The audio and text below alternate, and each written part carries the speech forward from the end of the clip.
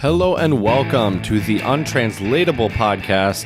We are here today recording episode 97, Animal Idioms and Phrases, and we have a slew, a plethora, and a great mixture of different animal idioms and phrases in numerous languages. So I think this episode will be great for all of you interested in learning a couple new phrases or idioms in many different languages, and I'm excited to hear what my dog, my partner, and my man who's the bee's knees, my buddy Jared, has conjured up for us today. So without further ado, what's going on, Jared?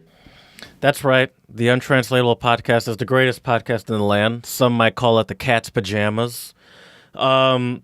Yeah, we are going to be talking about animal untranslatables. I don't know what these idioms and sayings, I don't know what that is. We call them true. Untranslatables here on the Untranslatable podcast. But, you know, it's only the 97th episode. I don't know why I have to explain to you what we call them. But before we start, what do you call it, making parties at people? I don't remember what you call it. Let's spread a little love.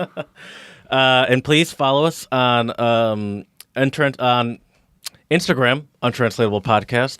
Twitter, Untranslatable1, the number 1. Slide into those DMs or follow us or like shit, or just look at the interesting stuff we post. We post pictures on Twitter. There's the Song of the Pod always. There's the episode I post them. I retweet things that make me chuckle. Or you can email us, untranslatablepodcast@gmail.com, or you can go to our website, untranslatablepodcast@gmail.com, find all of our episodes, search if you're looking for anything specific, or you can look through all of our plethora of untranslatables, and by all, I mean up to about episode 70-something. And as I mentioned, we call them untranslatables here. I still don't know what these sayings and idioms are that you talk about. Also, one thing that you can do is every other week on Saturday we put out a travel podcast, and it's great. We've done Prague and Vienna so far, and who knows what's next? Who knows where we'll go next on the untranslatable airplane? But if you're on the untranslatable airplane, be careful. I was doing some general snooping through the internet, and I found 10 things airplanes aren't cleaning as much as they should, and I wanted you to guess on what some of these things were. Blankets. Yes. Blankets and pillows. Mm-hmm. Probably as disgusting as it is, probably the bathrooms. Of course. So, all right. So wait. So pillows and blankets, bathrooms, probably the door handles and stuff, like handles. That's not on there. But there aren't that many handles outside of the bathroom. That's true. What kind of handles are you grabbing onto? That's true. Some love handles. Yeah, well, in that case, let's see here. You should really clean those. What else? And you said there are 10 things? Yeah. Oh, wow. I don't even know what 10... Just think about all the things you touch. So the armrests on seats? That's actually not on the list, surprisingly. Okay. But that's probably one of them, too. Okay. That's got to be on the general list. What else do you touch on an airplane? I feel like... What's the first thing you touch when you sit down in your seat? Oh, the seatbelt. Mm-hmm. Seatbelts are gross. Okay. If you're bored on the airplane, you forgot to download the Untranslatable podcast, you have nothing to do, and you just are looking for something to keep you occupied, what would you do? Oh, hit the screen in front of you? Say you're on a shorter flight than that. Shorter flight. There's no screen. You read the in-flight little booklet or magazine, the Sky Mall. Yes. The good old Sky Mall. All right. The seat back pockets are highly gross spots. Okay. So not the Sky This Mall makes me never want to get on an airplane ever again. Dude, oh my God. Tell me about it. Something that your head touches. The headrest. Yep. Yeah, that doesn't surprise me. The floor is on the list too, but obviously the floor is disgusting. Right. I'm going to replace the floor with something else that if you don't bring it up. Something that I've personally heard a lot. The little fold down tray. Very good. All right. Tray tables are disgusting. It's all gross. And I mean that air is circulated, so you got people in there that are sick or coughing or sneezing. Excuse me, by the way. I need to amend what I said. You're right. Okay. Not only the seat back pockets, but also the menus, safety information pamphlets are also considered highly disgusting. So I could throw Skyball on there. It touches those. There you go. So you just got to watch your lovely flight attendant do the security check Exactly. and don't touch that magazine. I mean, I always healthy pay people. attention to every one of those that I Of course. have my undivided attention. Right. It's not like you have your headphones in when you're on the plane or anything. Never. My hands are in the air like I'm a doctor about to go into surgery. Should we just wear latex gloves next time we go on the plane? Would that be better? Just go full hazmat suit. It's going to be a pain in the ass going through security because I think you might have to take that off. Probably. Most likely. That sounds about right. Some other ones, we'll just go through some other ones. Blankets, obviously. Overhead air vents is a popular one. Oh, yep. That makes sense. And this one really bums me out because this is my go-to seat, the aisle seat. Oh, I'm Just a window in seat general. kind of guy usually. I like the aisle seat because I don't like to have to ask people to move if I have to go to the bathroom. Right. And sometimes I do stretch my leg out in the aisle way too. Okay. See, I like the window seat because I don't have to get up when people need to use the bathroom. Mm-hmm. You know what I mean? I get that. That doesn't bother me as much as it bothers me to ask people to move if I have to go to the bathroom. Another thing I just thought about regarding the window seat is the people that like look out the window and put their head up against the wall. That's probably disgusting too. I do that. I do it too. I do that. Yeah. And one that I've heard a strong avoidance on the airplanes is the coffee machines. That's just something I've heard a lot. Okay. Is that they don't clean out the coffee machines. And that there's probably mold living within like the little areas. Tasty. Why does this coffee have some extra spunk in it? I wonder why. Oh man, Spunk is a gross word too. I've also heard that you don't. What is it? I don't remember if it's the juice or there's like some beverage on planes you shouldn't drink. Coffee? No, I'm kidding. Well, coffee obviously I guess is one of them. The other thing, though, when you fly... Yeah? Another one I've heard is the ice. You shouldn't mess with the ice. That's it. It's the ice. That's it. Yeah, that's it. You're right. The other thing, too, though, with traveling by plane, you got to be careful with your alcohol intake because it will sneak up on you a little bit. Okay. I'll never forget when I flew back to Vienna in February of 2013... the flight was like half empty. I had never seen an international flight so empty. And the stewardess, she was just giving me I started with a beer and then she like came back, which this is how empty the plane was and probably how bored they were as well. She walked back like past me and said, do you want anything else, sir? Or something. And I'm like, right, and you're not in first class. No, not at all. I was in economy for sure. You were not getting the special treatment because you paid for it. Right. And so she said, is there anything else I can get you? And then I was like, are cocktails free? And she's like, yeah. So I was like, well, this isn't really a cocktail, but yeah, she got me. So I was drinking screwdrivers, vodka and orange juice the rest of the flight. I think that's a cocktail. I think that counts. Is that a cocktail? All right. Just fair any enough. mixture of alcohol and non-alcoholic beverages, I'd call a cocktail. It's not a fancy cocktail, but it's a cocktail. That's fair. And so I had, I think, I had one beer and 3 of those vodka orange juices, those screwdrivers, and I was out. I slept like a log for like 5 hours of my flight, which rarely ever happens. Oh, yeah. Did you see the video circulating on the socials of there was a guy on what looked to be a Spirit Airlines flight. If you look at the seats, it looks like a Spirit Airlines flight. Okay. He was just chilling there, sitting so casually, just whipped out a cigarette and started just started smoking it. I did see that because I think he was asleep or he was like half asleep, and I don't think he realized what he was fully doing. Right. And like he dreamt about it and then woke up and he's like, "Oh shit, I'm actually smoking or something." Right, exactly. And I mean, when the flight attendant came up and told him to put it out, he was super apologetic. I think it was too late at that point. He probably had the popo waiting for him at the... I wonder if he had to pay a fine or something because I read somewhere it can be upwards of $25,000 fine.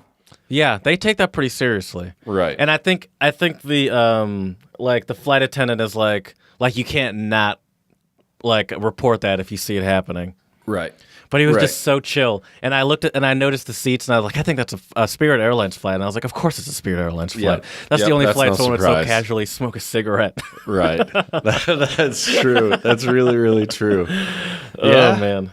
Yeah, that's crazy. That's wild stuff, man. Yeah, I can't believe it, but well, when this drops, it'll be almost 4 weeks till I'm back in Michigan. Pretty crazy stuff, man. Pretty crazy. Keep this in mind when you're getting onto that long flight in that big airplane. So any of our Czech listeners, if you know where I can find a hazmat suit, hit us up, untranslatablepodcast@gmail.com. But yeah, I have to, as Jared has mentioned on other episodes, I made the incredibly ignorant and foolish claim that I wasn't going to buy anything here. And I have accumulated a lot of things, which you do when you live anywhere for 10 months. It's really difficult. And I think for my next destination, I will probably pack significantly less than what I packed here. So give yourself more space. Exactly. Like this hoodie, even that I'm wearing right now, it's actually my school's hoodie. Oh, that looks awesome. Here in the Czech Republic. So I'm representing my school right now. Spish. Yep. Střední průmyslová škola, vyšší odborní škola. When I first moved here, I couldn't say that. So look at you. There you go. So yeah, so I have one of these hoodies. I have a T-shirt with the same logo because I love the logo, and I was like, what, these are cool things. Yeah, and these are like nice little mementos to have. You know what I mean? But yeah, so I have to find another suitcase. That's where I was going with all this. So gotcha. I need to find another suitcase because I did the math, and it will save me about $40. Well, not save me, but I would be overweight with the one suitcase, right? And with Lufthansa, I believe it's $130, which is pretty pricey, but it's $130 if you're overweight. Okay. If you check another bag, another suitcase, it's only $90 or 90 euros or whatever it was. So it's 40, either $40 or 40 euros, I forget, cheaper to just have the extra suitcase. Right. So, and then I'm going to try to bring home some presents. Thank you. Yep. Gonna get. I do want to figure out what I'm trying to think of small things to bring back for some of my friends. I have some stuff. I actually do have good something at from presents. I try. But Jared, you don't want to look a gift horse in the mouth. That's for sure. That's for sure. But yeah, so I'm already thinking I'm going to bring like a small bottle or a couple small bottles of Becherovka, which is that Czech kind of like herbal liqueur or schnapps, I guess. Gonna give that to my dad. My mom, I don't know why, dude, but my mom loves these. It's like it's muesli. It's like a granola cereal, but it has dried up strawberries in it. and we don't have it in the, like, you can get it in the States, but it tastes different. I know what you're talking about. Yep. Yeah. So I'm gonna get a couple of those for her. That's hilarious. I thought you were gonna say some sort of knick-knack. Nope. Just getting her granola. although if I can find something cow related, as Jared knows, our listeners don't know what the hell I'm talking about. But my mom's kitchen is all pimped out in cow decorations everywhere. Pimped out is one word for it. Yeah. That's definitely one word for it. But yeah, so I have to buy another suitcase, so going to be in the search for that. And it's just been crazy, man, to think of my time winding down. And this weekend, there has been a music festival in Chomutov, which is what actually led me to choose our song of the pod, which we'll get to later this episode. But I have to tell you, the music festival so far has been great. I went on Friday and on Saturday. David came to visit, previous guest on our show, which was great. Every time I see him, man, well, one, it's like the time hasn't passed, but two, his Czech, I'm always, we'll be drinking beers, and then I introduced him to some of my colleagues at school. He just started speaking Czech and was speaking pretty good. So, oh, wow. So nice. that was kind of cool. And it's always nice. Yeah. This is not related to the hip hop festival you mentioned to me. Or was that a hip hop concert? Remember you mentioned where you were telling me that your students Friday. said that was Friday. Yeah, the like headliner or closer, whatever you want to call it, was a hip hop group, which was interesting. It was Czech hip hop, and then yesterday it was pretty much all punk music. Okay. You should have seen the people in the crowd, dude. This like reminded me of like late '80s, early '90s punk with like huge mohawks that are like red and blue, piercings everywhere, cargo pants. Not like baggy camo, cargo pants. I mean, like the camo. Yeah, you know, I know what you mean, but they had more like tight jeans, black jeans, ripped jeans, Gotcha. Doc Martens. So it was quite the crowd. Jumped in the mosh pit with David for a minute with one of my students as well. Shout really? out to Andre. Yeah. I cannot imagine you in a mosh pit. You seem way too nice to be in a mosh pit. Actually, I picked a couple people up when they fell over. So that's the kind of guy. But that's what everybody does in a mosh pit. Like, if you don't do that, you're kind of an asshole. Like, Right. Like, the point is to, like, move around and, like, have fun, I guess, not to, like, murder everybody. But, you know, I've been to some... You weren't doing any of the pushing, though? Well, I mean, feel a like you little. were just getting, more, like, more knocked just around. more just jumping around and, like, kind of lightly bumping into somebody. I wasn't pushing. Right. Yeah, I definitely wasn't pushing. Because I don't know my own strength, Jared. No. Just throwing people. Right. But yeah, it was great though. A lot of live music. Then we went to the one like bar / club here in Chomutov. Had a couple more beers. I was at the bar speaking English with David, and these two beautiful Czech girls were sitting next to us, and they just look over at us and gave us this weird look because they could tell we weren't speaking Czech. Mluvite anglicky. And so then one of the girls asked me, where are you guys from? And I said, the States. And I was talking to them. And these two girls had to have been, I don't know, 23, 24. Beautiful. Absolutely beautiful. One was blonde hair, blue eyes. The other one was brown hair, blue eyes. And they both were moms celebrating like a mom's night out. So I guess their husbands are at home with the kids. And they were having a little mom's night out. Both of them had their story. background pictures of their phone of their little kids. They were both like 1 or 2 years old. Cute little babies. So it was fun to talk to them for a little bit, and of course we came back to the table with a few friends, and they were all looking at us like, yeah, like good job talking to the like hot girls at the bar, and we're like, nope, like they're just like having a mom's night out, like not trying to be a homewrecker here, that's for sure. Yeah. Oh man, that's for some reason that makes me sad being a parent having a mom's night out at 24. But I mean, if you're into that, I guess why? I feel like in here there's a lot of young parents. It seems like here it's more maybe accepted to get married and have a family and do that stuff sooner. But it could just be where I'm living too. I'm not really sure. Right. Right. But yeah, it was great, and I'm looking forward to talking to you about the Song of the Pod later, and talking about that concert that we went to as well. Okay. But I think it's time to spread a little love. I'm with you. You better believe it. I actually have a shout out today. I forgot what they were called. Nice. Real quick. let's hear it. And these are three British boys named Devante, 13, Sammy, 14, and Sean, 12. These three boys were coming home from school when they found themselves in the middle of a harrowing situation. A deeply troubled man was sitting on the edge of an overpass with a rope around his neck, about to take his own life. Devante Kafferkey, Sammy Farah, and Sean Young, that sounds like a football player, at the time, didn't panic. In fact, the incredible quick-thinking heroism and compassion of the boys who go to St. Mary's High School, same name as my high school, by the way, just throwing that out there, in Chestnut, Hertfordshire. I love this.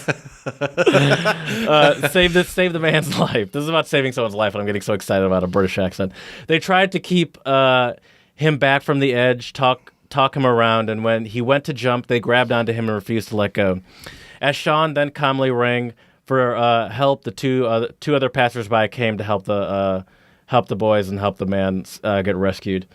And this happened back in. This happened a while ago, but now this happened like late last year, but now they're getting recognized with an award for their duties and for saving someone's life as they were just walking by. And I don't know, I like to see kids do stuff like that because I don't want to say you don't expect it, but it is. I think it's hard. It's hard to like jump into action, especially as a kid. And these three kids saved some dude's life that was about to kill himself. Absolutely. And I mean, maybe we've mentioned it on the pod before, but there is this concept of like, what is it called? Like bystander syndrome or bystander effect or something like this, that basically just means you sit and watch because you wait for someone else to jump into action. Right? Oh, yeah. And I mean, I think it happens a lot. You know, you see people get in fights and, you know, maybe no one goes and breaks it up or whatever.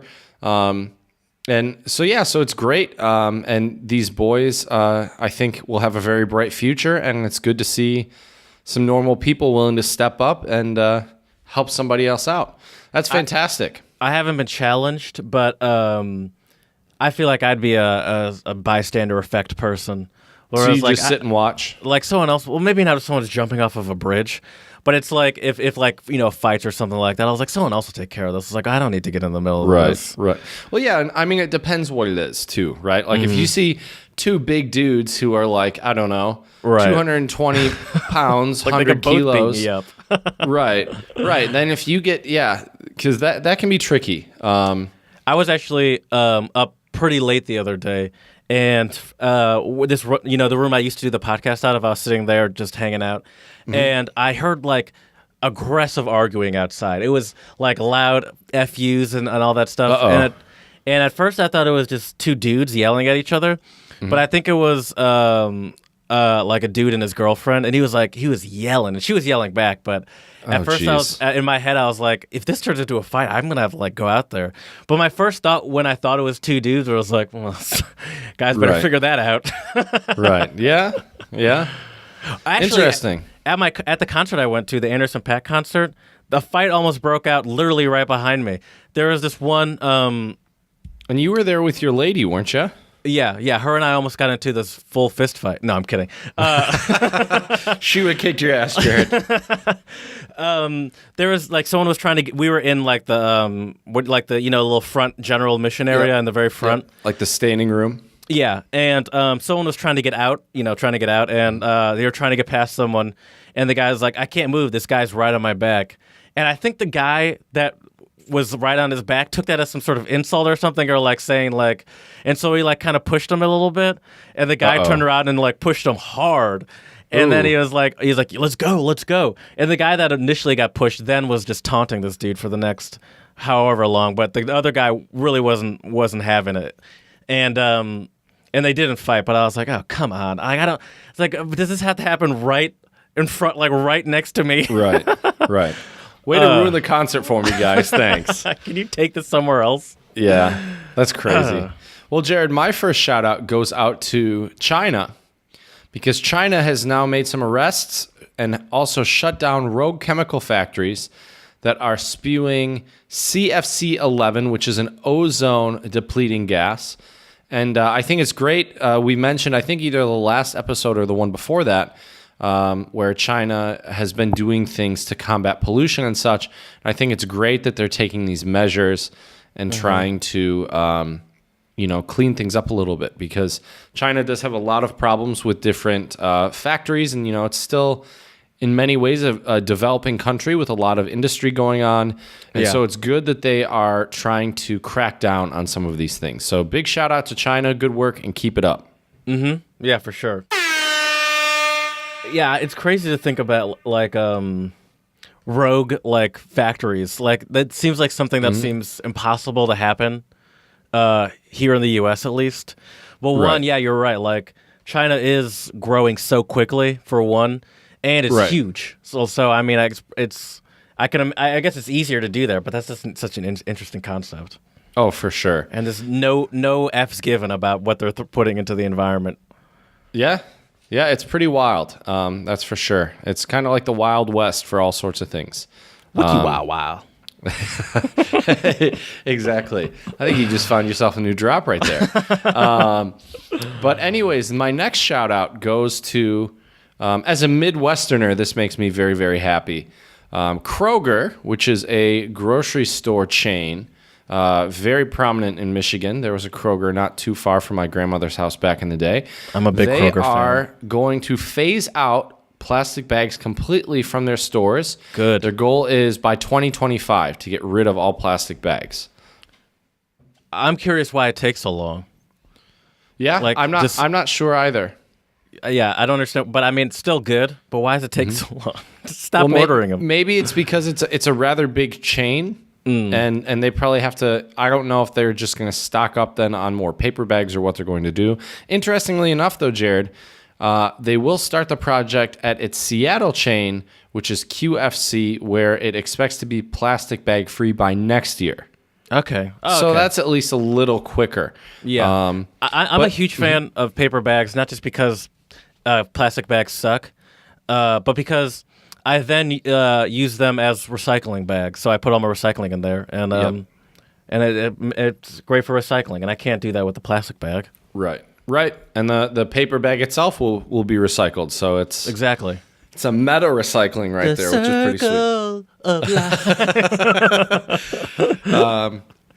But yeah, and there are also other companies, so I'd like to give them a little mini shout out as well, that are beginning a broader shift to reduce waste, especially plastic.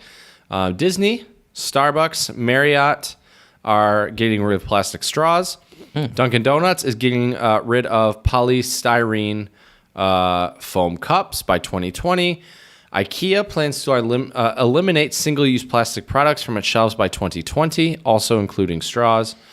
And what's interesting is also Royal Caribbean said last month that its 50 cruise ships will no longer carry plastic straws starting in 2019. It's hilarious. I mean, that's a little ironic, though, because cruise ships are, like, the level of pollution coming out of, like, just the actual engines is insane. Oh, for sure. But I guess, I'm not knocking their... Baby steps, Jared. Baby steps. Yeah. Small victories, that's for sure. So next up, my last shout-out for today goes out to our brothers and sisters way down south in Texas. I can't do a very good Texan accent. My apologies. But the Texas governor has announced a $1.6 billion deal for teacher raises. Basically, I think at the end of the day, teachers will be getting, I think, somewhere around $4,000 to $5,000 raise in the next year. I don't really know if it will continue to go up every year or how that works, but it's also a baby step in giving teachers more adequate pay for all of the hard work they do. And so I think it's really great that Texas is, having this this big deal for teacher raises, and hopefully other states in the U.S. will also follow suit. Yeah, I'm with you. Teachers need it. As we were talking about last episode. Was that last episode? I think so. Okay. We've done so many of these, I can't even keep them straight anymore. That's true. 3 away from 100. That's definitely getting up there. That is for sure. Well, Jared, I don't have any shout-outs, and unless you do... Oh, you already know. You know what that means. I do. And I think by now our listeners know what time it is, too. So, I will start off with... Jared, since you're learning Spanish, I'm going to give you some Spanish ones first. Sí. So, tiene lengua de serpiente. Do you know what any of that means? Tiene is to have. Yeah. Language. Uh-huh. And snake, is that what that... Yeah, very good. Whoa. Lengua is language, but also is tongue. Okay. Oh, to have like a snake tongue? He has the tongue of a snake. I'm kind of impressed with myself. I'm not going to lie. Yeah, you did pretty good. I'm learning something, baby. That's the plan. So to have the tongue of a snake, is that to be a liar or sneaky? Or is that to have like a... Kind of. Like swear a lot? A dirty mouth? The tongue of a snake would be like, Sweet talker? No. Why would a snake be a sweet talker? I would say this is the opposite of that. Oh, because I was thinking like the original serpent, Adam and Eve, was sweet talk them into. Oh, that's true. That's kind of what I was getting at. Or like the snake, fall of man. Yeah. Or like the snake from Jungle Book was a sweet talker. Oh yeah. What is that snake's name? I have no idea. I can look it up. Baloo is the bear. It doesn't matter. There you go. Yeah, that's right. I googled it. That wasn't. Oh, sneaky. No, so have a snake's tongue is like when you talk like bad behind people's backs and things like that. Oh, okay. Yeah. So, yeah. Okay, I like that one. Not all of mine are animal related. I mean, obviously, I have a bunch of animal ones for later. We'll have plenty. Yeah, more. But continue. My first one is though, and it's Irish. This is going to be a tough one to say. Do you mean Gaelic? They said Irish. Okay. But maybe it is Gaelic, because I was wondering the same thing. I don't know if Irish in itself is a language. I have no idea. That's a great question. Listen, we don't claim to be experts at anything here, just so you guys know. Although there is something here, I just type in Irish language, and there is something here that says Irish versus Gaelic. Can Irish people speak Irish, Gaelic, or Gaelic? So who knows? Whatever. It's Irish. Right. Aethnion Siarog Il. I'm 100% sure all of those were said terribly wrong. One beetle recognizes another. One beetle. So it's like it's like cut from the same cloth? Yeah, I guess so. If I were to say, man, Chad, you got a real snake's tongue. Right. And you'd be like, oh yeah, well, one beetle recognizes another. Okay, takes one to know one. There you go. That's what I was takes actually one to know looking one. for. All right. Yeah. All right. That takes one to know one. At least in my childhood, came up a lot. That was something that kids used to say a lot back in the day. For sure. Definitely. All right, Jared. I'll give you the Czech one now. And as you know, Jared, I think you know, I'm a big fan of wolves and dogs. And I did not know that about wolves. Yeah, I've always been fascinated by wolves. When I was a kid, I always wanted a husky. Anyways, Team Jacob, then I would imagine. I guess so. Yeah, not into the sparkly vampires, that's for sure. But you knew exactly what I was talking about. Oh, for sure, of course. I think I even saw the first 2 Twilight movies. Hate to admit it, but girl I was dating back in high school loved them, so would go to them. Right. So here we go. Kdo chci se Vicky biti muzi se nimi viti, which means if you want to live with the wolves, you have to howl with them. Okay, if you want to live with the wolves, yeah. So it's like, I know exactly what this is, but I can't. I'm trying to think of the English version of this. It's like, it's not if you can't stand the heat, get out of the kitchen, but it's more like no. Or just give it to me because I'm going to be mad. We would say like do as the Romans do. Oh, okay. That's not what I was thinking. We think of one with animals. Yeah, I was trying to think of something more like if you want to hang with us, you got to be able to keep up kind of thing. Yeah. Okay. Yeah. I'm not sure what. I can't think of what it is either. But don't worry about it. All right, I got you. My next one is Dutch. Shout out to all of our Dutch out there. Ik zal te een puppy laten ruiken. And that word you heard is exactly what you would think it is. Say it again. Ik zal te een puppy laten ruiken. And that word you heard is exactly what you would think it is. The last word or poopy? Poopy. Poopy. Okay. Is that I pay or I count? Oh, no. I see why you'd think that. You're thinking too German there. Okay. What's the phrase? That's shall. I shall let them smell a poopy. So it's like give them a taste of their own medicine? No. No? Kind of, but no. Kind of? Okay, give it to me. It's like I'll show them. Okay, I'll make them smell a poopy. All right. right. They're going down. It's more like I'm going to, yeah. It's like they'll be smelling my poopy. Oh, that's funny. And it's specifically poopy, which I find hilarious. Okay, interesting. So now let me give you a couple other wolf ones in Czech. I got a couple of them right here. Let me see here. So here we go. Mi o vilku, vilk za humni, which means speak of the wolf and he appears. Oh, it's like speak of the devil. Yep. Very good. Yeah.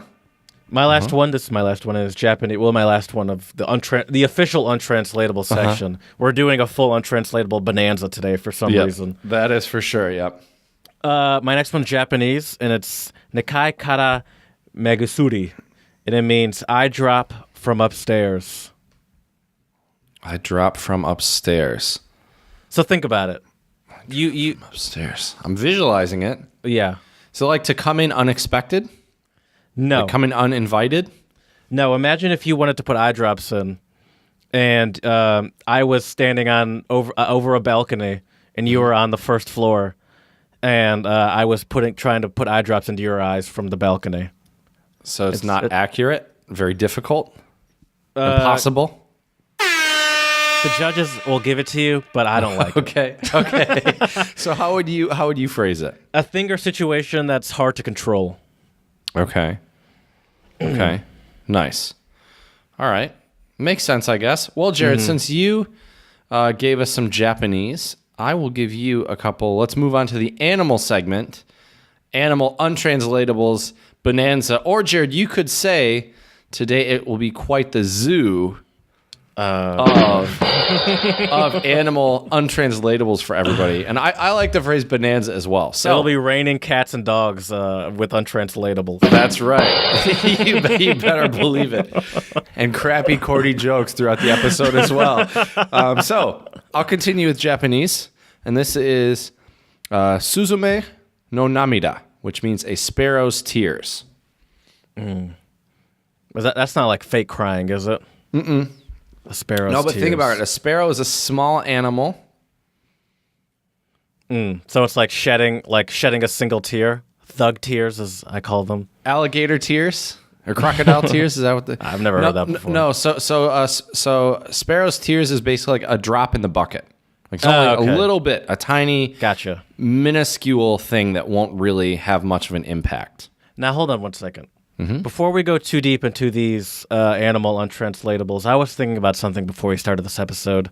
You know, a lot of countries have different ideas and thoughts on what an animal means to them. A lot of countries have the same thought of what animals mean to them. I thought we should do some free word association. Ooh, so all right. What I like this. I mean, what I have, anyone could think of this, but I just wrote down a list of animals.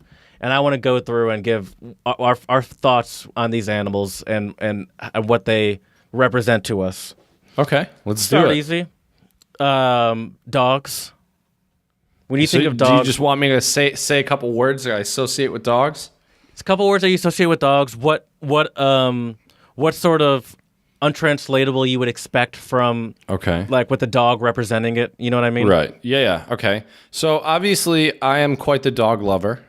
Check out our Instagram. I think there's a couple pictures up of my parents' dog. Long ago. You got to do some scrolling. But it's there. It's there. Definitely worth a view. If you look through the Red Velvet Hall pictures, the last one is the guy who was playing his dog sat in a chair in the back of the room for the entire time. Nice. There was even like a intermission in between, and the dog like went somewhere, and as he started playing again, he came back and sat in that same chair. Oh my God, that dog is real MVP. That's awesome. I bet you gave him concert notes afterwards too. Yeah, it's like I heard you mess up that note. You didn't right. get it. You might have pulled that those was idiots. E flat. What are you doing? Yeah. Oh, that's great. So dogs. I mean, I would associate them with like friendly, loving, there's the age-old phrase, man's best friend. But I think dogs for a lot of, loyal for sure, but I think a lot of untranslatables related to dogs are usually fairly negative. Like I can think of like sick as a dog. In German, they have hundemüde, tired as a dog. Dogs are sometimes, I would think, also considered dumb a little bit. Yeah. And I think in a lot of Arab nations, they're considered like very dirty as well. And so I think I'm trying to think, I'm sure there have to be some positive dog untranslatables out there, but none are coming to my mind right now. I'm sure. Yeah, I'm sure there are. Cats. Sneaky, yeah. Independent. Very, very good, usually very smart, very good hunters. Yeah, I would say kind of apathetic. Yeah. Our like cat uninterested. Lovers, our cat ladies listening to this will not be big fans, but yeah. That's Sydney's actually one of those. She keeps on talking about getting a cat, and I'm like, hell to the no. Oh, that's funny. I'm trying to think. I like the phrase "the cat's meow" when something's like really cool. Or the cat's pajamas. Cat's pajamas, yeah. I also like the fact that's interesting about cats and dogs. The fact that now or like in the early, that would have been I think early 2000s, in hip hop music, people would call like their friends like dog, right? Usually D-A-W-G, not D-O-G, but you know. But then like old jazz dudes would call like that's a cool cat playing the keys up there. You know what I mean? Oh yeah. So it's interesting how both those terms can be used as like the term of endearment or very similar concept, which is interesting. But yeah. Yeah, how did dogs take that over? I don't know, man. I'm sure no one was calling each other dog back in the 60s and 70s. Yo, hey, sup, dog. Right. Yeah, I where don't my know where that comes at? from. Yeah. Yeah, I don't know. Good question. Maybe it's all Baja Men's fault with who let the dogs out. Maybe that's why. Who knows? Damn, who knows? Baja Men. All right. We're going to get a little bit more difficult, I'd say. Fish. Okay. Fish. Slippery. Okay. I'd say also dumb or absent-minded. Okay. Fish. That's a tough one. I didn't even really put that much thought into it when I was writing these animals down. Right. Yeah, I'm not sure either. All right. We can keep going. Birds. You can choose specific birds if you want. We don't have to do just birds. Like owls, for example.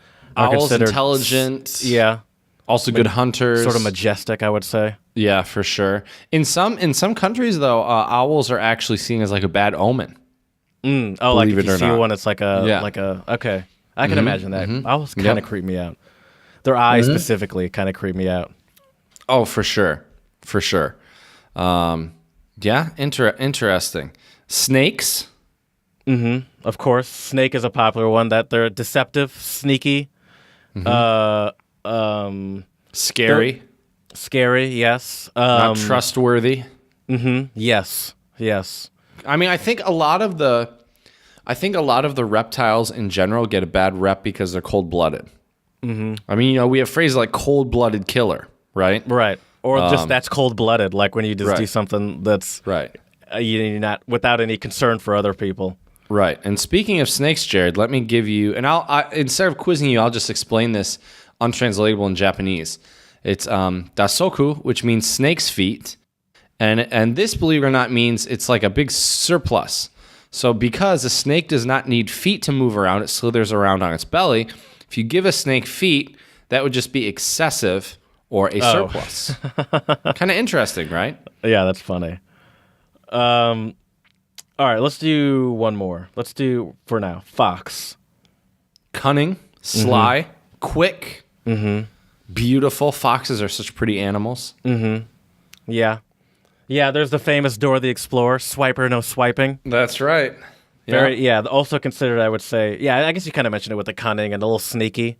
Yeah. I mean, we say sly as a fox, right? Yeah. All right, one more. Alligators. Slipping on gator piss. I just want to do that. When I think of them, I think of ancient or like dinosaurs. Yeah. Because they haven't really changed that much from my understanding. I'm obviously no, expert biologist or zoologist or herpetologist. That's amphibians or frogs. Never mind. But I don't think they've changed much evolutionarily wise in like thousands and thousands of years because they don't need to. They're already like the perfect killing machine, you know? Yeah. Like they I get can't huge think of too. They're right. I can't think of many natural predators for a gator. No, I couldn't imagine what that would be. A huge snake, maybe a giant snake. But that's about it. I don't know how that would be possible. I mean, have you not seen the movie Anaconda? Oh, excuse me. You're talking about a legitimately giant snake. Yeah. I mean, huge. I mean, absolutely huge. Absolutely. But yeah. There's tons of them. I think also, if possible, no pressure on either one of us. But if we could end this podcast with another slipping on gator piss, our own animal-related untranslatable, that would make me happy. What, slipping on gator piss? I mean, just if we could. I mean, I just brought that up because that's untranslatable that we made on our own. I'm saying if we could end this with another one. Oh, that's a good idea. Yeah. It's a very good idea. All right. I'll have to think about that. All right. Well, Jared, I want to give you a few more Japanese ones because I think these are really interesting. So this one is umagaao, which means meeting a horse, and this means to get along. And the origin comes from horse riding, and more specifically, the relationship between a rider and the horse. So I would say we would say maybe something like two peas in a pod. Right? Like it fits together. But it makes sense. I love all these Japanese phrases related to animals because they're really, really great. Another one is tombogeri, return like a dragonfly, which means to rush back home or go for a quick trip. So it comes from the fact that dragonflies can reverse course while flying quickly, so they can fly backwards. Oh, okay. So like if you were, say, 6 years old and your parents are like, we're going to leave you alone, but we're going to return like a dragonfly. Don't touch the stove. Exactly. Or our liquor cabinet. I actually have a Japanese one that stuck out to me. Okay. And it's nekojita, which literally means cat tongue. Mm-hmm. And it's not being able to eat hot food. Where it's like you got a cat tongue, you can't handle hot food. I do not have a cat tongue. Like I drink a lot of tea, and people are often shocked. You can drink it really hot. Yeah. It's pretty crazy how hot you can drink it. All right. Right. So before we get into, I guess let's. I want to get into some German ones, and these are going to come right off the top of my dome. So here we go. First one, and I'll quiz you on these, Jared, and we'll see which ones you know. I'm already impressed Jared, that you're getting them off the top of your head. And you haven't even started yet. Right? So what does it mean, Jared, if in German you say Schwein gehabt? Literally have a pig. Right. Do you know what it means? I've never heard that before. Schwein gehabt is like you were lucky, had good fortune. You were lucky. Okay. In Germany, I think pigs have like a kind of a good luck kind of quality to them. Interesting. Pig was actually one of the animals I wrote down for our free association game. I just didn't get to it. Okay. I didn't really. Luck would not have been something I thought. Mm-hmm. Yep. Schwein gehabt. This is a good one. This was me after Night of drinking a while back. Ich habe einen Kater. Literally, I have a tomcat. Oh, I didn't know Kater was a tomcat. Yeah. Okay, that's to be hungover. Yep. I knew. I had no idea. I've known what that phrase is for a long time. Right. I did not know that was referring to a tomcat. I had no idea what that word was. Yep. And then just related to say you're hungover in Czech is so if I said I'm hungover, I would say mam opici. And opici means monkey. So in Czech they say I have a monkey. Interesting. When they're hungover. I don't know why. I'm so impressed by you right now. I've never been more attracted to you than right now. Watch out, Sydney. I'm coming for your man. Let's see here. Other German ones. Oh, this is a really important one. Er oder sie hat einen Vogel. To have a bird, is that like to lose your voice? That means you're crazy. Ah. Means you're crazy. Yeah. Okay. Er hat einen Vogel. Like, yeah, that dude's nuts. That dude's crazy. Let's see here. What are some other German ones? Ich glaube, mein Schwein pfeift. I believe my pig whistles. Oh, that was untranslatable by Annabelle many episodes ago. Do you remember what it means? No, I don't. I believe a similar one in English with pigs. Oh, is like when pigs fly? When pigs fly, yeah. Okay. That means like, I guess, how would you explain when pigs fly? It's like in your dreams, kind of. Right. It's like, yeah, it's impossible. Yeah. Let's see here. And then, this one's good. Either you can say ich spinne or spinnst du, like are you spider? Are you, I guess, yeah. And it also means like, are you nuts? Like what are you talking about? That's another one. I've heard spinnst du or du spinne. Yeah. I did not realize. I mean, I guess I knew spinne was spider. I just never connected those in my head. Right. Those are literally that one I've been using since I lived in Germany as a child. Oh, I believe it. Never fully connected to me. Right. That they were talking about spiders. Right. And then to get out of a difficult or tricky situation in German is die Kuh vom Eis holen.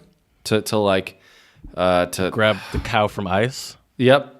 Basically means like so the cow doesn't break through the ice, right? Oh, okay. That's a good one. There's a lot of ones, and what's interesting too about animal untranslatables and phrases in general is I feel like in a lot of different cultures, using animals can also be like a huge insult, and like can be very demeaning, right? Well, it depends on the animal, though. Right.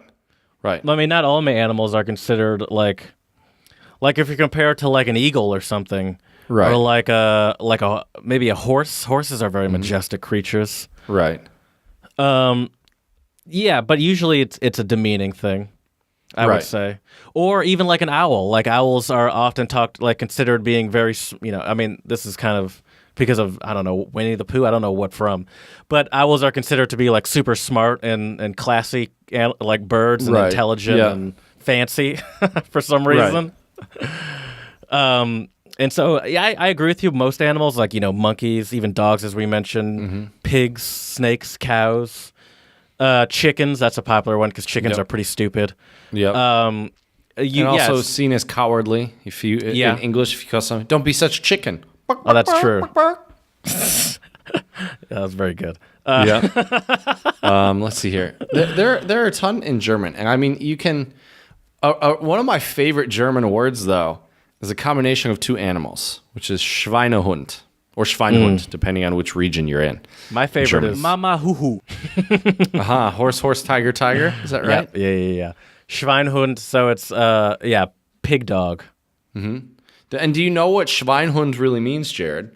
I don't, and I this is really exposing my German ignorance here. Although I do know the words, that's saying something. Right. Well, so I've asked many Germans this, and this is one of my favorite things to ask them because you always get a slightly different answer, right? Mm-hmm.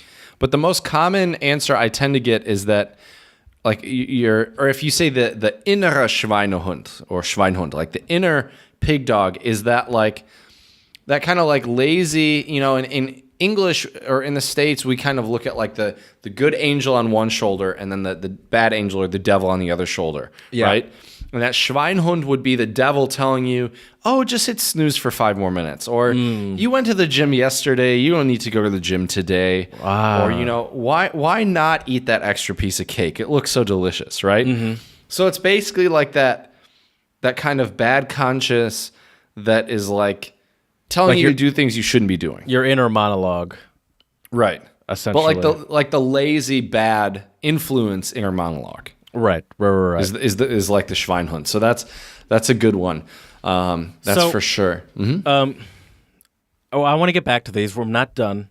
But, many episodes ago, I mentioned that PETA had some animal-approved untranslatables. Uh-huh. What I didn't tell you is I didn't give you all of them. Oh, yes. I want to hear some more of these. So we're here talking about animal untranslatables, and they're great. They're fun and all.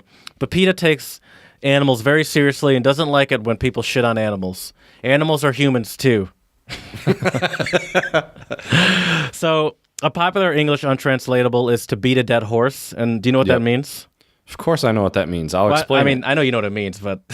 Yeah, let me explain it. So to beat a dead horse is basically like if you're talking about a topic and you've already discussed it fully and there's nothing else you can really say, then you're beating a dead horse, for example. Yeah, just essentially like reiterating yourself in different ways over and over. It's like, we get it. Stop beating a dead horse. What would you think they would say? It also has to do with horses. Oh, I thought you may have told me this one. I didn't. Because I looked at my list of the ones I told you. So to not stop beating a dead human? No, it's to feed a fed horse. To feed I kind of like the way that sounds, actually. Yeah, and that one I'm okay with. Yeah, because you're feeding a fed horse. I like that. It's the same sort of thing. It's like you're doing something that's unnecessary. Redundant. Yeah, but in this way, at least you're like treating the horse instead of beating a dead animal. That's right. Treat yourself. Open a can of worms. Now, in this situation, open a can of worms means to like get involved in a bad situation or like start a bad situation. It's like, oh man, because you said that to that person, you're opening a can of worms. You know they don't like that. Now, their recommendation is actually already an untranslatable. Nothing to do with animals. Okay. What is it? Open Pandora's box. Oh, yeah. I would say those are somewhat interchangeable. Yeah, I like open a can of worms, though. It has a better ring to it. It gives you a different visual, too. Yes. For sure. More than one way to skin a cat. I can't understand why they wouldn't like that. Oh, geez. I mean, and that basically means there's more than one way to do something. I don't know. They probably said something like more than one way to, I don't know, cook a meal, or more than one way to draw a picture. You were close the first time. You were very close the first time. More than one way to peel a potato. All right. I mean, I guess that's okay. Yeah, and that's true. You could use one of those peelers. You could use a knife. You can just eat the potato whole, not peel it at all. Mm-hmm. You could use one of those Japanese things where you like put it on that little thing and they use it to slice things very thinly. Those are cool. Yep. I cut myself on one of those one time. My dad has one of those. Mm-hmm. It is painful. I believe it. Hold your horses. I like that one. I that's one of my favorite animal idioms that I teach my English students. Oh, really? Just hold your horses. Yeah. My mom used to say that to me all the time when I was a kid. I can imagine that. Hold your horses. Yeah. Yeah. Now this one, their recommendation is something that is also an untranslatable, and it's something that most people, especially our age, are often holding. Hold your cell phone? Well, that's not the untranslatable. The actual untranslatable is hold the phone. Oh, hold the phone. Oh, okay. I was close. Hold the phone. Yeah. Okay. And this last one I have a problem with a little bit, but it's put all your eggs in one basket. I don't like that vegetarians don't eat eggs. Because it's like, first of all... Is that why this one bothers you? The eggs are coming out of the chicken whether you eat them or not. It's like, all they are unfertilized eggs. So it's not like you're abusing animals. It's not like you're taking anything from them. It's like, if you weren't there, those eggs would just like disintegrate into the world. Because unless a rooster's around, that's what chickens do. Right. Anyway. Jared's getting up on his egg carton right now, preaching. I love it. Yeah, I'd say vegetarians, don't be afraid to eat eggs. You're not. I mean, granted. Now I'd understand. I understand if you're just getting like your standard eggs from a grocery store, because those chickens are probably abused. So, all right, never mind. So put all your eggs into one. Put all your eggs into one basket. And also they say harmful is what the animal version is, and the non-animal version is helpful.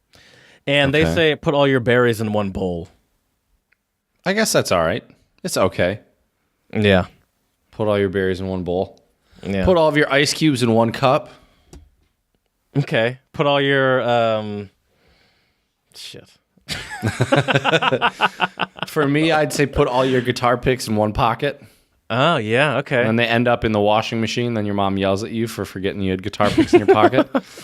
It's not like that's any personal experience or anything, but yeah. Yeah, just pulling some out of your top of your head. Right. Okay. Interesting.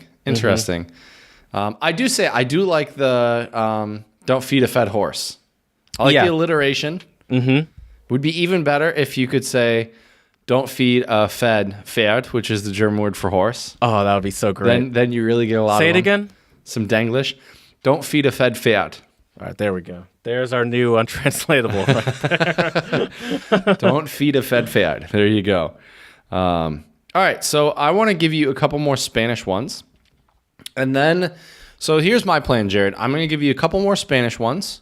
Okay. A couple Afrikaans. Okay. With some help from my friend Danielle. So Danielle, thank you very much for those. Mm-hmm. And then I will end with some English ones. Okay. So here we go. So we'll continue with we'll start with Spanish, Español, and this one is, and I think you'll know exactly what this one is, and probably know the meaning as well. Tengo un gato en mis pantalones. Oh, I have a cat in my pants. Uh-huh. Is that actually a Spanish untranslatable? Yeah. Oh, have you seen the movie Blue Streak? Is it? Okay. I have not.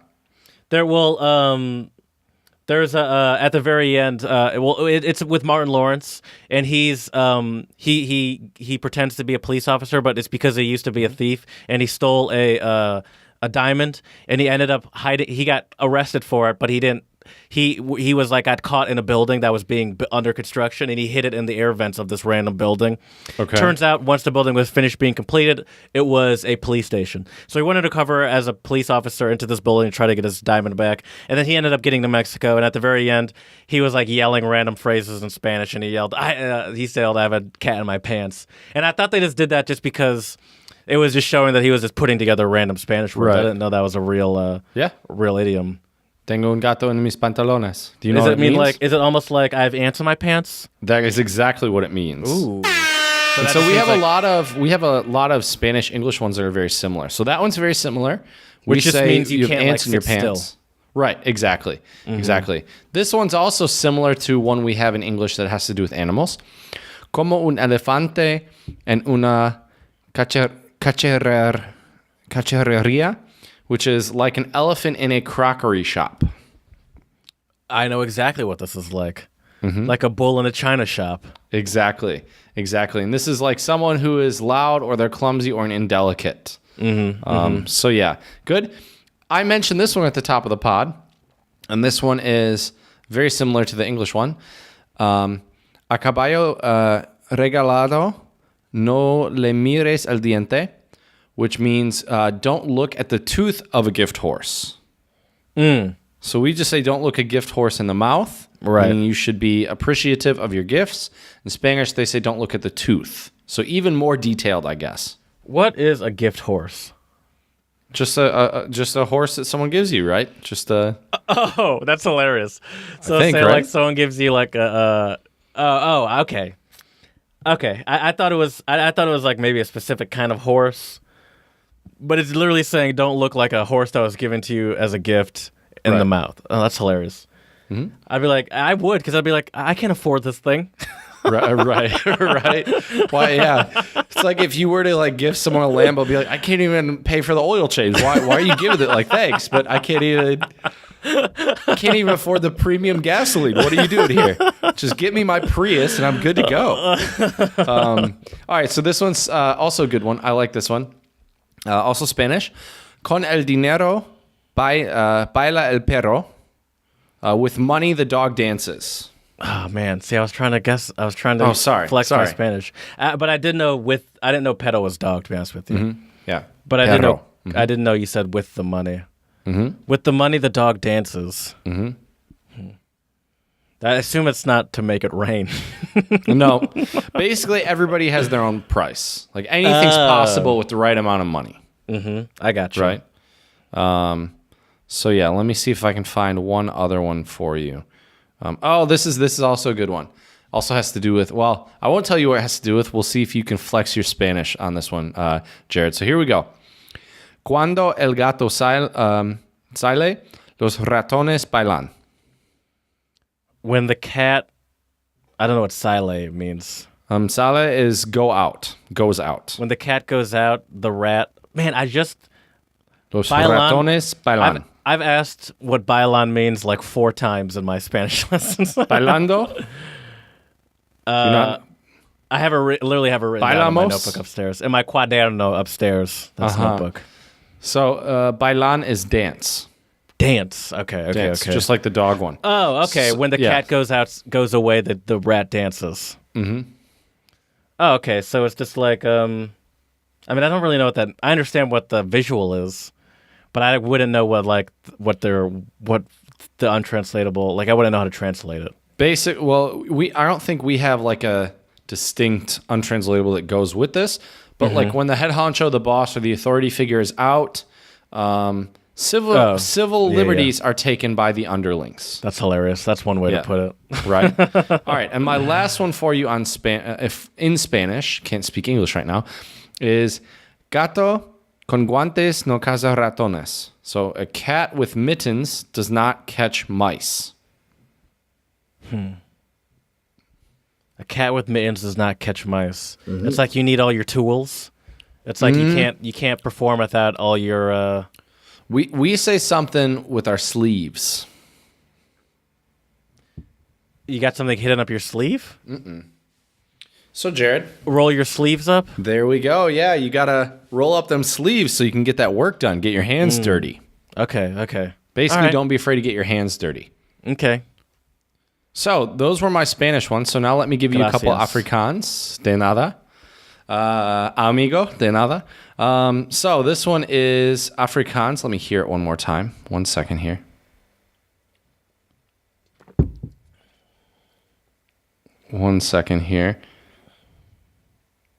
So, an arend vang nie vliegen nie, which means eagles don't catch flies. and this is given to me by my friend Danielle. She's a wonderful lady, and she. I was telling her she listens to the podcast, by the way. I was telling her, yeah, we're doing episodes, and I actually sent her a couple Afrikaans to send me a voice message so I could try to pronounce them right. So you're listening to her right now? Yeah, I was listening to her say it. Man, see, if you cared enough about the people, you would have your setup so you could actually play it for all of us to hear. That's fair. Can you send it to me? Let me ask her if she's cool with it. But yeah. What, with her voice? Yeah. Why would she have a problem with that? All right, I'll ask her. What do you mean ask her? I want to do it now. Oh, you want me to send it to all right. Well, let me see here. Also, she doesn't listen that much. She's never going to hear this. I hate to break it to you. Bro, you need to have better faith in our listenership, my man. But anyways, what do you think this means? So what's the English untranslate? What's it in English again? Eagles don't catch flies. Oh, it's like it's not worth your time. Right. Or insignificant. Exactly. All right, I'm gonna send it your way right now. But yeah, what? And you're gonna try to play it right now because it's like a 30-second voice message, my man. Oh, it's all of the untranslatables. No, she like says this is my favorite one, and then she says it. Never mind then. Okay. All right. So then, so that one, and then the next one here is an op in die mofuur, which is, I believe that's oh shoot, I had this one in front of me. 1 second here. An op in die mofuur is like I think it's like an ape or a monkey in the. Oh, shoot. What was it here? Let me see here. Oh. Well, this has been an epic fail, Jared. Let's see here. Aha! To have a monkey in your sleeve. An aap in die mofuur. A monkey in your sleeve. Mm-hmm. Like a good idea or like a secret? Yeah, well, yeah, basically to be up to no good. Oh, okay. To be up to no good. And then my last one for you. That's actually one of the animals I had on my list. For monkey? Yeah, and monkeys are definitely known for being mischievous. That's for sure. Okay, yeah, makes sense. That definitely makes sense. Let's see here. And then the last one I have for you is... oh, wait, maybe... I wonder if I don't know if we've done a lot of Afrikaans ones with jackals, so maybe we've had this one. Hokalar die jakkals ho groter de stert. The more naked the jackal, the bigger its tail. It's like the more you talk, the more you expose of yourself, essentially. Where it's like you're not leaving anything up for the imagination or like a... Kind of. This is more those who have the least brag the most. Oh, okay. Right. We have an English one similar to that. I can't think of what it is off the top of my head. But we do have an English one similar to that. Not using jackals, but... Right. But there are a ton of interesting Afrikaans phrases with animals. It's really crazy. Yeah. I'll give you one more Afrikaans. Van een paarden probeer verre pluk, which means to pluck feathers from a frog. It's like do the impossible. Yeah. Yeah. Very good. Very good. I think I'm starting also to understand like at least ways to figure out untranslatables because it's like my first thought was, all right, well, frogs don't have feathers. So if you're saying to pluck feathers from them, you're doing something that's impossible. Right. Boom. There's a little lesson for everyone listening. Let me give you one more then, Jared, so you can flex a little bit, because I think you'll get this one. Now I'm about to embarrass myself. Wat weet een mol van kaas? Am I supposed to translate that? Sounds similar to German. Wat weet een mol van kaas? Was weist ein... Oh, I don't know the word for mole in German. Von Käse. What does a mole know about cheese? what does a mole know about cheese? Mm-hmm. Or it's essentially saying like, what do you know? I guess is what it was saying, or like, you don't know anything about this, essentially. Yep. Yeah. Exactly. Somebody trying to comment on an issue that they don't know anything about, right? Would be like if Jared was talking to me and he's like, "Why are you using this guitar pick for this song?" I'd be like, "What? Like what does a mole know about cheese?" That would be like if I told you, Jared, you clearly need to be playing this piano passage with your first finger and not your second finger. Right. I was messing around. Oh, the jam session never happened. He had to cancel on me. Oh, bummer. I was messing around with someone's guitar the other day though, and it's acoustic guitar. It was shocking to me how hard you have to actually hold your fingers down to like to make the chord. And then I thought, how do people do that so quickly? You got to really squeeze. My fingers were hurting after like a minute. What does a mole know about cheese, Jared? I'm admitting that I'm a mole talking about cheese, but I'm saying basically what there are probably two reasons why it was difficult. One, I bet you the guitar was not set up properly, meaning the strings were very high, like a high distance between the fretboard or where you push down. That makes it more difficult, number one. Two, acoustic guitars generally have thicker strings, so you do need to use a little bit more pressure to fret them or push them down. If you played one of my electric guitars when I'm back in Michigan and you come visit, I'll give you a little rundown on playing some basic guitar, and you'll see my electric guitars. It's like playing butter, my man. It's smooth, easy, great. Acoustic guitars are more difficult. If you do play, sorry for the random guitar rant. I mean, this is my fault. All of our listeners. But if you want an easy playing acoustic guitar, you should get a classical or a nylon string. Those are much easier to play. But yeah. So good. So I gave you our Afrikaans and we also some Spanish. So now let's talk about some English ones, Jared. And what I would like to do is I'm going to say the idiom, and I would like you to give our listeners an example of how to use this in speech. Okay. So here we go. The elephant in the room. Okay, well, the elephant in the room. Okay, I'm trying to think of a good example. So I'm at a party, and well, let me just explain. It's hard to think of an example. Elephant in the room is like something that no one is addressing, but everyone's aware of, and it's sort of like the tension in the room, right? Where it's like people are awkwardly avoiding a topic that everyone knows that they're awkward. So, say for example, you have a especially troubled family member at your, and he or she is clearly not at the Christmas function, but no one's talking about it. That's kind of the elephant in the room. Right. Oh, for sure. Where I was like, oh, hey, how's this person doing? How's this person doing? How's this person doing? But you don't bring up Jimmy. Right. Poor Jimmy. That's true.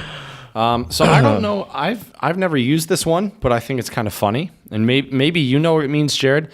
That really gets my goat. Yeah.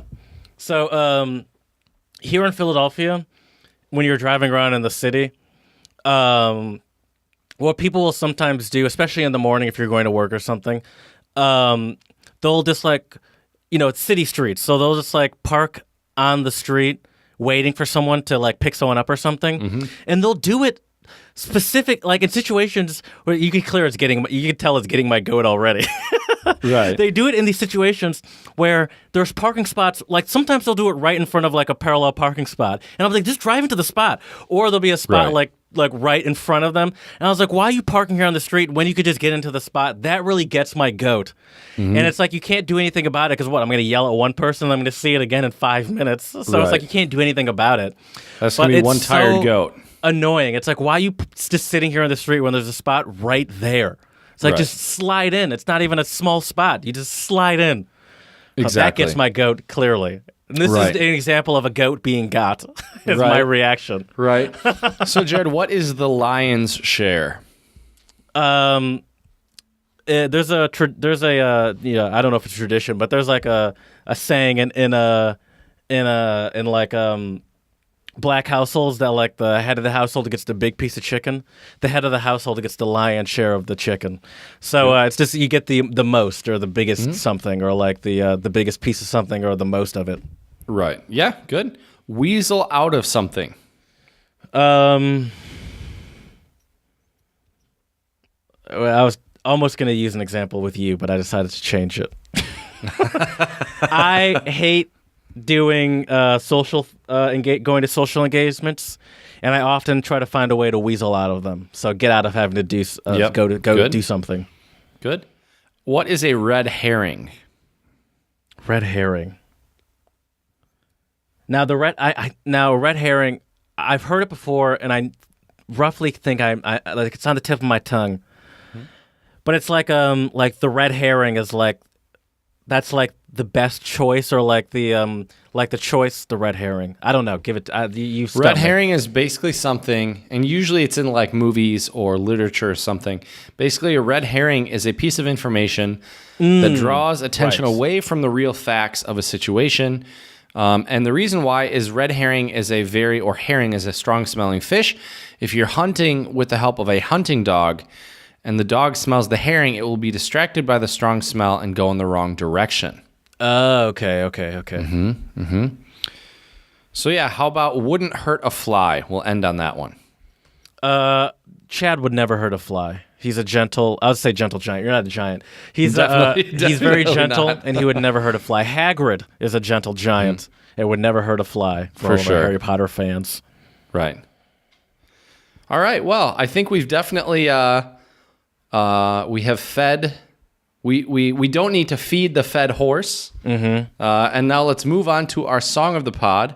Yeah. Which is by Will Johns, who is a British artist who does a lot of performing in the Czech Republic. And he was at Otevřeno, which is the festival here in Chomutov that I visited. And I got to tell you, man, this dude could play. He played Crossroads, which was originally a Robert Johnson tune that then Cream did later, Eric Clapton. And he played the song note for note. Like Clapton's version, pretty much note for note, which is pretty admirable for sure and very impressive. But I wanted to find an original song by him. So the song that we are covering today for our Song of the Pod is called Action by Will Johns. And what are your thoughts on it, Jared? My first thought was, I hate when I do this because I'm uneducated, but it did give me sort of a Santana vibe to it.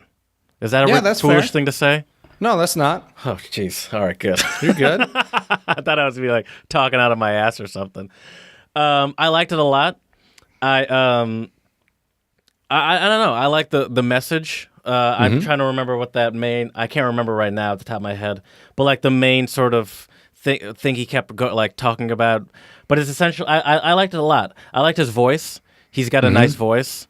Yeah, it was great. I don't know. It was good. I liked it. And it had sort of an old school sound to it. Like Santana, for example. It does have some Santana vibes. Now that you say that, I would agree. Basically, he says, we need to take action. You can talk about it, you can think about it, but it doesn't really matter. You have to take action. And yeah, I love his guitar tone. Exactly. Kendrick Lamar, yeah? Maybe. Who said that? I mean, I've heard that before him, but he might have said that. You mentioned that on pretty recently. Yeah. But yeah, so it's a fantastic song. The dude can really play, and also I think has a really nice kind of soulful voice. And he was fantastic live as well. And I have to tell you, Jared, he played Purple Rain as his encore song, which was great. I'm a big Prince fan, so I was happy to hear that. Played Crossroads. Played a couple originals. Did he sing Purple Rain? Yeah. Oh, yeah. How did that sound? Fantastic. Okay. Fantastic. And then he also Prince is a tough one to do well. Oh, for sure. And he started with Hoochie Coochie Man, which is a Muddy Waters tune, which is a classic, blues classic. So check it out on our Twitter, Untranslatable1, and our YouTube channel, Untranslatable Podcast. Do you think he was one of the standouts from the? I mean, obviously he was a standout. You brought him up, but one of your favorites?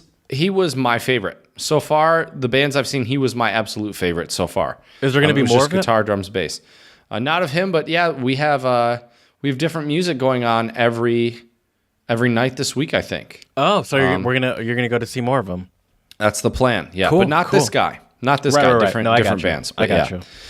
So it's a fantastic song, and we hope you all enjoy. And we'll make you step into action.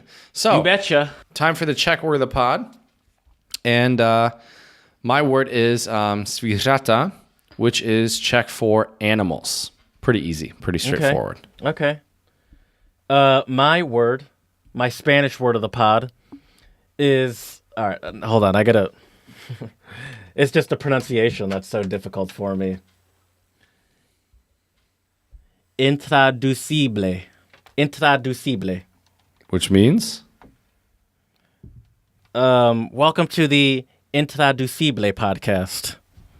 Really? That's untranslatable. Yeah. Oh, that's awesome. Okay. Nice. Interesting. Intraducible. I like that. That sounds good. Rolls off the tongue. Well. Let's move on. I guess not. I spoke too soon. Oh, that's funny. That is too funny. All right, Jared, I have some animal jokes for you. Okay. So, here you go. There were 10 cats in a boat and one jumped out. How many were left? 10. None, because they were copycats. I thought it had something to do with 9 lives, or it's like, oh, well, now there's like 10 cats and one with only 8 lives. I don't know. It was stupid. What sound do porcupines make when they kiss? Ow. Very good. Very good. How does a lion greet other animals in the field? Eats them. Pleased to eat you. Oh. Why do the French eat snails? Because they're gross. Because they don't like fast food. I was going to say because that's the only thing that smells better than them. Jeez, Jared. Someone has a little Too animosity harsh? right now. Too harsh. I don't even dislike I like France. I don't. That's like, I Right. just like making fun of them. So my last one for you, Jared. This is a nice little pun for you. Why do cows have hooves instead of feet? Why's that? Because they lactose. Ah. Or lactose, depending on how you clever. pronounce it. It's clever. Was a good one, right? All right. Oh, wait, hold up. This is a good one. I'll give you one more. This is the last one. What do you call 2 octopuses or octopi that look exactly the same? I don't know. What is it? They look identical. Oh. I love how you thought that was so good that you insisted on including that I enjoyed it. I enjoyed it. Say what you will, Jared, but I enjoyed it. Well, everybody, we hope you've enjoyed this episode of the Untranslatable podcast. And we could have done a 3-hour episode on animal idioms and phrases, or animal untranslatables, better said, or intraducibles. How do you say it? Intraducible. Yep. Yeah, intraducible. Okay, good. So I think our quote of the pod to wrap today up is, we hope that we didn't feed the already fed horse for you guys, but you learned some new untranslatables in different languages, and let us know what are some untranslatables in your native tongue that have to do with animals. We would love to hear them. You can reach us at untranslatablepodcast@gmail.com. Slide into our DMs on Twitter, Untranslatable Podcast, Untranslatable1, and there you can also find our Song of the Pod. You betcha. And then don't forget as well, check out our website, Untranslatable Podcast. And please give us 5-star reviews on iTunes and Stitcher. Spread a We little would love. really appreciate it. It would definitely be the bee's knees and the cat's pajamas to get those ratings. So we thank you all very much. We hope you've enjoyed and learned something new in terms of animal untranslatables. Let us know what you liked. And as we say here at the Untranslatable Podcast, děkujeme a muchas gracias.